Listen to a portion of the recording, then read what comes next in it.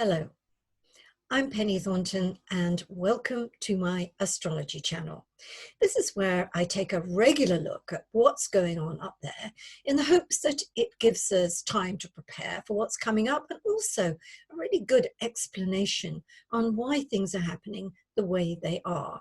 It's both a look at our personal stars, if you like, whatever sun sign we are, and what it means to us personally, but also I think in the context of the world, we look at global events as well. So on this video, I'm going to be focusing on the new moon in Aries, which takes place on the 24th of March. But before that time, there's rather a lot going on. It's difficult to say which is the most important thing, but one of them is the arrival of Saturn, or the entry of Saturn into the sign of Aquarius. Now, that's going to happen on the 22nd of March, and it doesn't just have an effect on Aquarians. In fact, all of us, Saturn will be in a new part of our solar horoscope. So I'm going to be covering this in a separate video. I'm going to look at what that might mean for us all individually. And the other thing that I'm going to do a separate video on is the Jupiter-Pluto conjunction, which is another really, really important milestone, if you like, in terms of astrological cycles. Jupiter and Pluto are in conjunction every 13 years, about that time. So it's not incredibly rare, but it is important. And it is certainly important in terms of the situations we find ourselves in now. And I'm thinking of this in global terms with the outbreak of the COVID-19 virus. If you go to my website, astrology.com, and you look on the homepage, you'll find I've done an article on this new virus and looked at it in terms of its historical passage, the passage or the repetition of big major flu viruses. And the Jupiter-Pluto conjunction does seem to figure more than once. So it's interesting in that regard. Now, of course, I want to look too at the current times we're in, and these are really quite trying times. Wherever we look in the world, there's an awful lot of strife, whether you're looking at places like Syria and Turkey, whether you're looking at even things like the democratic primaries, which have been a little strife-ridden. And of course, for the entire globe, wherever we are now facing this huge outbreak of a coronavirus. And I don't want to get into that on this particular video, but it is really all part and parcel of the astrological narrative. So let me have a little look at the Saturn in Aquarius issue. Saturn will move into Aquarius on the 22nd of March. It's only going to spend about 3 months in the sign of Aquarius. It's what I call a little appetizer, because when we come to December, Saturn will move into Aquarius for a 2+ year transit. So we are getting our feet wet, if you like, with this planet. And we really need to look at Saturn in terms of this being the planet of age. It's the planet of maturity. And we tend to take on greater responsibilities and become more aware of our duties when Saturn comes to a very important part of our natal chart, as it does indeed if it's going to meet with our sun, which is why all Aquarians will have Saturn conjunct their sun at some point during the next 2.5 years. And if you're born at the very beginning of that sign, which means you're born around the 20th of January, then you're going to get that Saturn effect almost immediately. And I think I've talked about this a lot on my audios as well, that the idea with Saturn is that we strengthen our weaknesses, and we can look at that in terms of life, where are our weak areas? Is it finance? Is it health? What is it?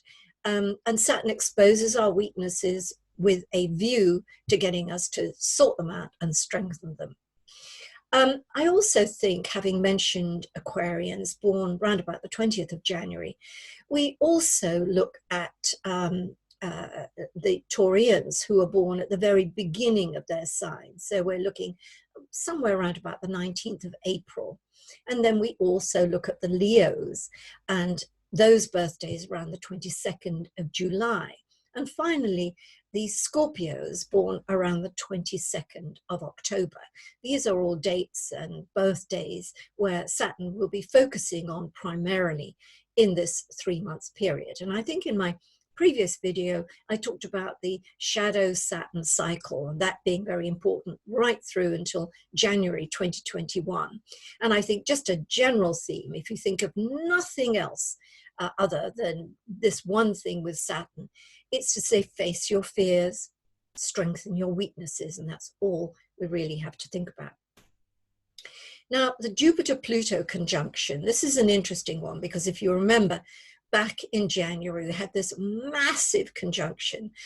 We had a lunar eclipse, if my memory serves me well, was on the 11th of January. And this was followed by the Saturn-Pluto conjunction on the 12th, and then the Sun and Mercury moved over all those points.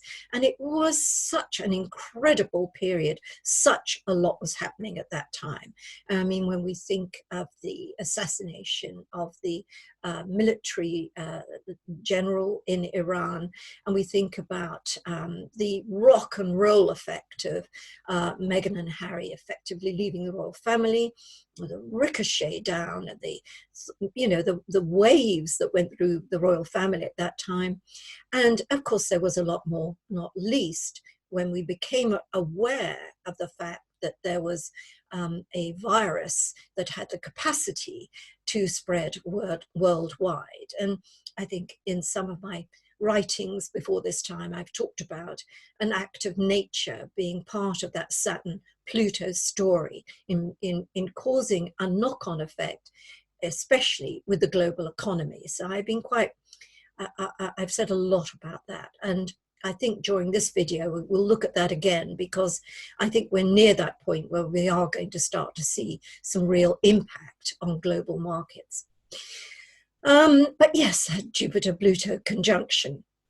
It does have, obviously, a good effect in the sense that the good things are over the top fabulous. And we know that if they're happening in our lives because we feel absolutely great about the events that happen, the birth of a baby, the meeting of someone who is our other, marriages, getting the top job that we've always longed for, the things that we've longed for in life. Sometimes a Jupiter-Pluto conjunction will bring them about, and we'll have what we might think of as an extraordinary moment of great good fortune. But the opposite to that, and we have to look at polarities in astrology, it's not a kind of cop-out like, well, it could be this or it could be that. It's just that we're looking at the same things. And when we look at Jupiter and we think about good fortune and expansion and growth, and Pluto giving this kind of mass sense of transformation, if we look at the darker side of these two principles, we see the idea of mass outbreaks. We see the idea of mass protests. We see the idea of things happening in perhaps not such a good way, but on a huge worldwide kind of scale. So the good are great, but the bad, pretty awful as well. So this first Jupiter-Pluto conjunction will actually take place on April the 5th. So we're a little way away from that. But what is going to happen during the time just before the new moon in Aries is that Mars in Aquarius will go over both Jupiter and both Pluto. So we will get that experience really brought into our lives. So the things that I've been talking about just now are going to come forward aggressively and assertively. Now, the other thing that will happen during the course of these next couple of weeks, be the run-up to the new moon, is that the Sun will enter Aries. Now, the Sun will enter Aries on the 20th of March at 3:51 in the morning UTC. That's GMT. in old money, as I always say. That means that the sun will move into Aries at 11:51 at night if you're on the eastern seaboard of the United States. And if you're over in the other side of the world, Sydney, Australia, then we're looking at the 20th, but in the afternoon, about 2:51 in the afternoon. And that's sort of important to know for several reasons. First, if you've got a baby born on the 20th of March, you're going to want to know, is our new little baby a Pisces or an Aries? And the two signs really couldn't be more different. Next door neighbor signs are always different. They're a different element and a different quality or modality. So Pisceans are much dreamier, much more evasive and elusive, and fluid, really, just like the ocean or the great waters of life.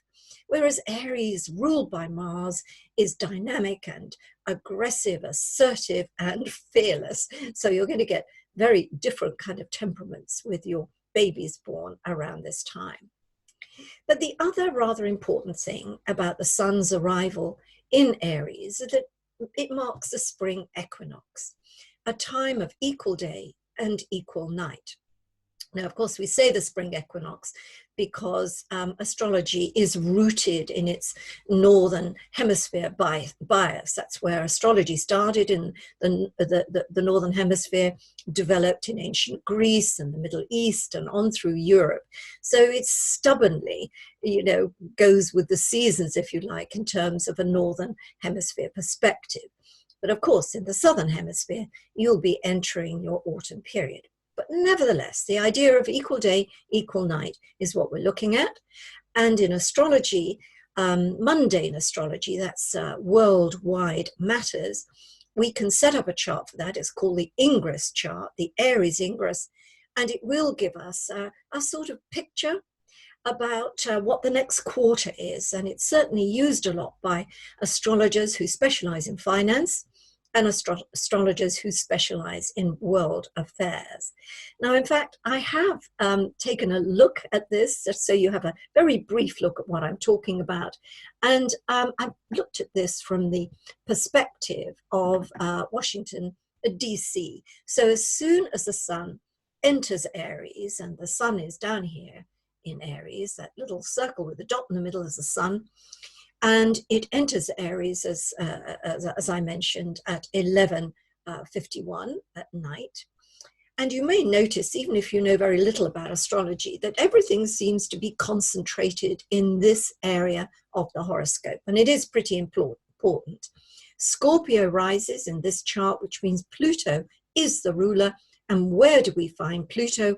But here in this great big selection of planets, Mars, Jupiter, Pluto, and Saturn in the second house, which in terms of mundane astrology is all about the economy. So we can see that this next quarter is going to be massively important for the American economy. And we might say there's going to be a lot of money spent, a mass amount of outgoings, and also perhaps a lot of stress and pressure on the USA money market. I mean, Pluto in its transformational expression is what we might call creative destruction. What goes down must ultimately come up. So we're always looking at processes here, not the end of everything or the beginning of everything else, but just this process of creative destruction. And I think we can see here how much this coronavirus, COVID-19, will play into the economy, and I do believe probably in a very negative way, although out of it will come good things. It'll just take time. Notice here too that the sun in Aries, in terms of the USA perspective, we've taken it from Washington, which is the government center, if you like, the country. It's in the fourth house, which takes us firmly to the homeland.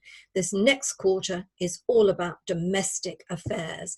It's hunkering down as far as the homeland is concerned. So I'll leave that just behind for a minute and I'll come back here. And the other things that I really want to talk about, well, in fact, my main focus for this particular video is the new moon in Aries, which happens about, well, 4 days after the sun enters Aries. Now, of course, the new moon in Aries is all about new chapters and new beginnings, and particularly for the sign of Aries. You get new moons in different areas of your horoscope throughout the 12 months of the year. But this one for the Aries clan is all about your personal life. It's your personal self. So it is a time of renewal. It's a kind of real spring-like feel. And in the time between the new moon and the full moon, which means the period from the 24th of March through to, I think it's about the 13th of April, memory not serving me too well here, but that 2-week cycle is going to be an important one for new chapters beginning. And they may come about just by kind of chance. Now, for Librans, this new moon is in the area of relationships. So it signals something new developing in your relationship world. It may mean the meeting of someone new, whether that means just someone coming into your friendship circle or your family circle. So it becomes just a new person in your life with whom you will develop a relationship. But of course, it could also mean that you're going to meet someone and start a relationship with them, a business relationship, a relationship with a company, or of course, it could be a relationship in the romantic sense. And that idea of new chapters can also be new chapters for your relationship life. So maybe you're getting married, or you're going to become engaged, or you've got new things happening within your relationship that are going to give it a really fresh start. For Cancerians, this new moon is going to be at the very top of your horoscope. So we're right in the area of aspirations, life direction, and career. And the same principle, a new chapter beginning within the next couple of weeks. Now, this may be that you've got an influx of new people in terms of administration. If you have a career where administration is important, it could mean a whole new job, or it could mean a whole new phase of the job that you're already in. And of course, one of the things that I'm thinking of particularly here with the advent of the coronavirus is so many people are going to have to start working from home. And I think particularly for the Cancerians, this is going to be a really important development. And for the opposite sign, Capricorn, who may find themselves now working from home. This is definitely a new chapter beginning in terms of your work and your home life. Now, if we move on to Taurus, for instance, that means that for Taurus, the new moon is in the 12th house, this very mysterious area. I call this the power house of the horoscope because it's the unconscious, the area of the unconscious mind. And that's where lots of new things are seeded, new ideas and all sorts of things that have their birth really in the unconscious mind. So it may seem as though you're kind of tucked away from, life and the mainstream in these next couple of weeks. And maybe it's a good time to look at rebooting your health or getting a dental checkup. And maybe things happening to your health is going to be important in these next couple of weeks. But the other sign, the opposite sign to Taurus, is Scorpio. And that means that the new moon is in your 6th house of systems and service. So we get a similar kind of theme about health. And again, maybe this chimes with what you've already got in mind. You've got all those appointments booked. You're having your annual makeover. You've got your dental program, your dental appointment booked. Or maybe things are going to sort of crop up in which you're going to have to take your health a little bit more seriously. But the idea of something new in the work area can also mean a new kind of placement for your work, whether you've got a new location or whether you've got new people coming into the workplace or new systems now in place in the work area for a variety of reasons. It's a new moon happens, every month pretty well in different areas of your chart. And it really depends what else it connects with as to how major or minor that new chapter is. When we look at Gemini, we're looking at things to do with collaborations. Now, you can collaborate with people in a sort of social setting. So maybe there are some pretty important social events coming up and you're gathering with people you know for the purpose of a major social event or some other event that calls for groups of people. The 11th house is about the group mind, the group effect, as opposed to the more individual process. It may also be that you get the idea of a new collaboration beginning. Again, we can look at that in terms of business, entrepreneurial, new start, or it can be in terms of friendships and getting new colleagues. Again, let's look at that 2-week period. For Sagittarians, the opposite side, we're in the area of creativity. So some new creative project, and this can also be procreative. So if you're thinking of starting a family, or maybe if you're adding to your family, and we can stretch that out to becoming a grandparent, even an aunt or an uncle, the idea of birth and a birth coming along is imprinted in this new moon. It can also be the birth of a new romance or a new relationship here. And if you are already very creative and entrepreneurial, it'll be a very good time these next couple of weeks to start a new project, because always with new moons, we're beginning a waxing cycle. So it is a time that that things will increase, that we will add to our new beginnings. So what have I left out? We are looking at, when I think of the zodiac going through, look at my notes here to see what I probably missed out. Yes, let's look at Leo. We're looking at Leo, the 9th house. That new moon is taking place there. And that means far horizons. Maybe travel is going to be in your planning, whether that's much further down the line, maybe even as great as a year away, to be planning some kind of trip or some kind of connection with a foreign country. But of course, we have all sorts of issues with travel at the moment, simply because a lot of airlines are no longer flying to places, and a lot of people are really thinking about, do I need to travel?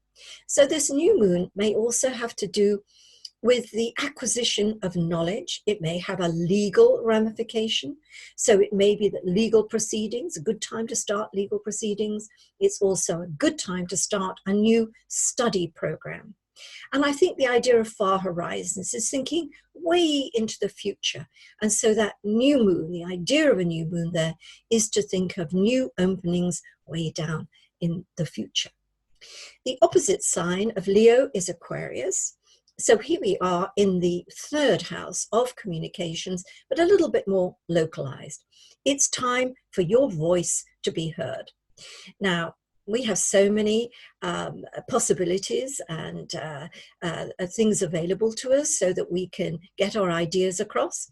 Apart from the standard way, talking to people, getting on the phone, we can use social media. We can blog, we can video, we can do all sorts of things which gets our message across.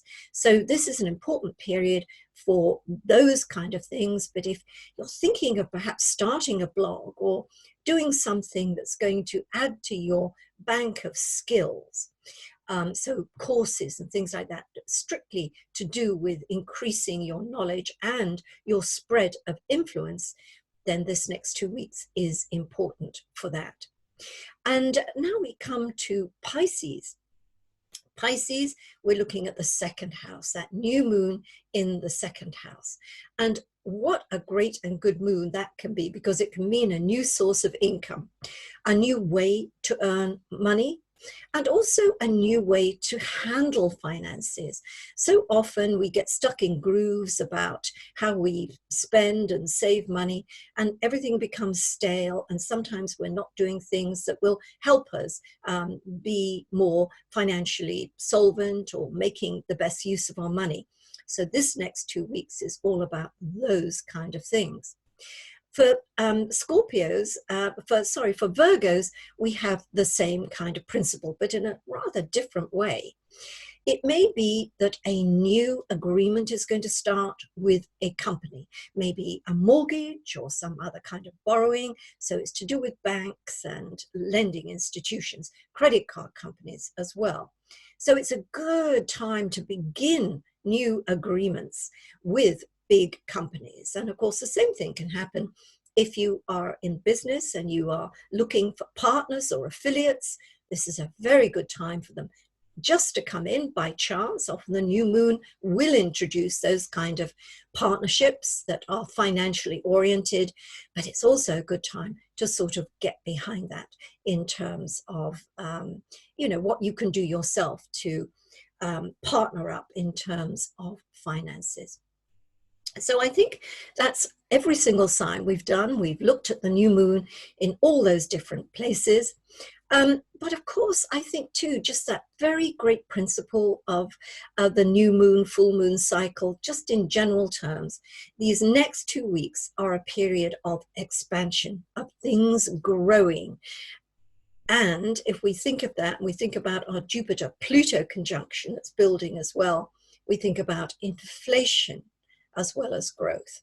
And if we just remember those words, we should be able to see where we need to cut back if inflation is happening, where we need to protect ourselves, and also where we need to jump in and make the most of an opportunity.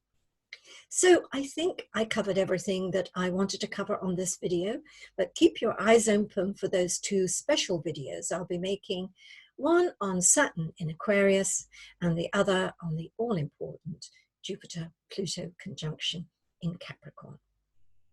Take care. See you soon.